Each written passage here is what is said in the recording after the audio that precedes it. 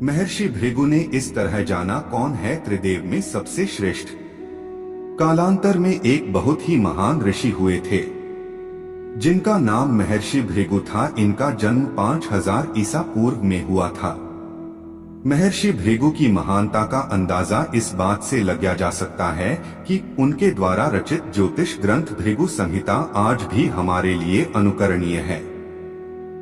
आपको बता दें कि महर्षि के इस संहिता द्वारा किसी भी इंसान के 3 जन्मों का फल निकाला जा सकता है। धर्म ग्रंथों के अनुसार महर्षि भृगु ब्रह्मा जी के मानस पुत्र हैं। उनकी पत्नी का नाम ख्याति था जो दक्ष की पुत्री हैं।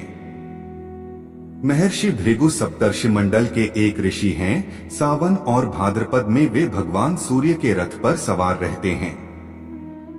आज हम आपको भृगु ऋषि और त्रिदेवों से जुड़ा एक ऐसा प्रसंग बताएंगे जिसे जानकर आप सोच में पड़ जाएंगे। वीडियो में आगे बढ़ने से पहले हमारे YouTube चैनल जीवन ज्ञान संगम को लाइक सब्सक्राइब करें और कमेंट में जय श्री हरि विष्णु लिख दें। आपका कल्याण ही कल्याण होगा। कौन है त्रिदेवों में सबसे श्रेष्ठ। एक बार सरस्वती नदी के तट पर ऋषिमुनि एकत्रित होकर इस विषय पर चर्चा कर रहे थे कि ब्रह्मा जी, शिव जी और श्री विष्णु में सबसे बड़े और श्रेष्ठ कौन है।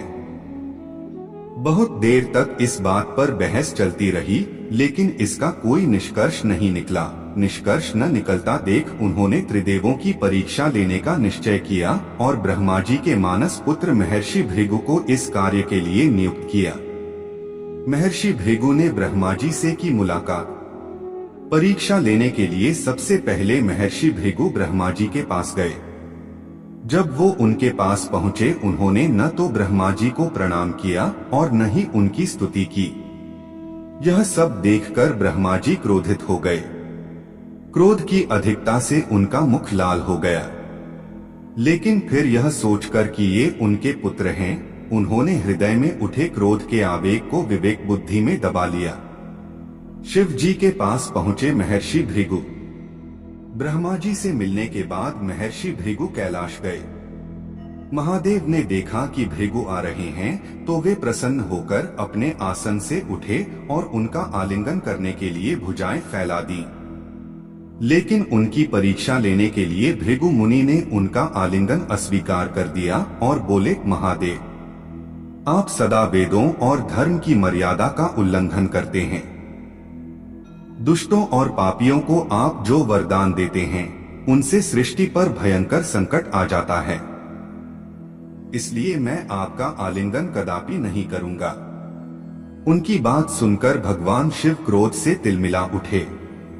उन्होंने जैसे ही त्रिशूल उठाकर उन्हें मारना चाहा, वैसे ही भगवती सती ने बहुत अनुनय विनय किया और किसी तरह से उनका क्रोध शांत किया।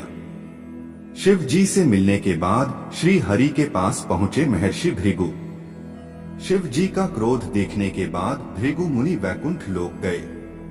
उस समय भगवान श्री विष्णु देवी लक्ष्मी की गोद में सिर रखकर लेटे थे। भृगु ने जाते ही उनके वक्ष पर अपने चरणों से वार किया। भक्तवत्सल भगवान विष्णु शीघ्र ही अपने आसन से उठ खड़े हुए और उन्हें प्रणाम करके उनके चरण सहलाते हुए बोले, भगवान, आपके पैर पर चोट तो नहीं लगी? कृपया इस आसन पर विश्राम कीजिए।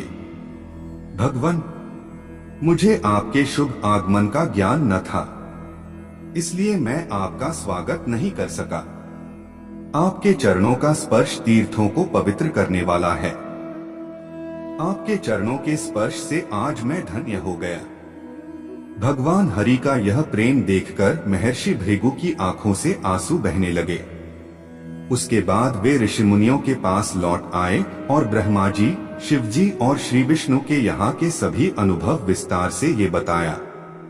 उनके अनुभव सुनकर सभी ऋषिमुनि बड़े हैरान हुए और उनके सारे संदेह दूर हो गए। तभी से वे भगवान विष्णु को सर्वश्रेष्ठ मानकर उनकी पूजा अर्चना करने लगे।